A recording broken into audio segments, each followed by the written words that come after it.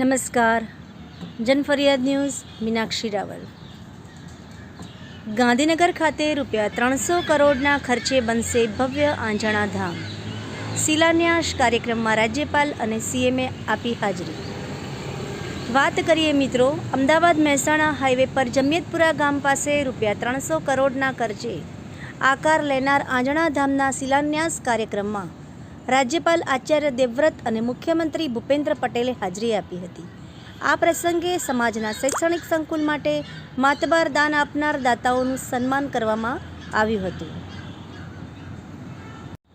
રાજ્યમાં વિવિધ સમાજના લોકો તેમના સમાજ માટે ભગીરથ કાર્યો કરી રહ્યા છે, ત્યારે આંજણા ચૌધરી સમાજ દ્વારા સમાજના બાળકોના સર્વાંગી વિકાસ માટે ભવ્ય શૈક્ષણિક સંકુલ આંજણા ધામનું નિર્માણ કરવામાં આવી રહ્યું છે.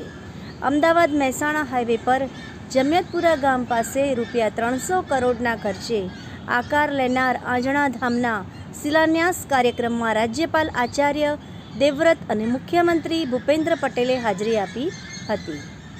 આ પ્રસંગે સમાજના શૈક્ષણિક સંકુલ માટે માતબર દાન આપનાર ચૌધરી સમાજના દાતાઓનું મહાનુભાવોના હસ્તે સન્માન કરવામાં આવ્યું હતું. આંજણા સમાજના સર્વાંગી વિકાસ માટે અંદાજે ₹300 કરોડથી વધુના ખર્ચે આધુનિક બહુહેતુક વૈશ્વિક કક્ષાનું આંજણા ધામ નિર્માણ પામશે. આંજણા ધામ માટે દાન આપનાર સમાજના દાનવીર આગેવાનોનું રાજ્યપાલ અને મુખ્યમંત્રીના હસ્તે સન્માન કરવામાં આવ્યું હતું. રાજ્યપાલ આચાર્ય દેવવ્રતજીએ સ્વયં પણ ₹5 લાખના દાનની ઘોષણા કરી હતી અને કહ્યું હતું કે પરિશ્રમ અને મહેનતનો પૈસો પવિત્ર હોય છે. આ ઉપરાંત મુખ્યમંત્રી ભૂપેન્દ્ર પટેલે કહ્યું હતું કે આંજણા ચૌધરી સમાજ તો અર્બુદા માતાના વંશજો છે અને સમાજ શક્તિનો પરિચય સમાજે દેશ વિદેશમાં પણ આપ્યો છે. ગ્રામ સંસ્કૃતિ, કૃષિ, દૂધ ઉત્પાદન અને પશુપાલન ક્ષેત્રે પરસેવો પાડી સિદ્ધિના શિખરો સર કરનારો આ પુરુષાર્થી સમાજ છે.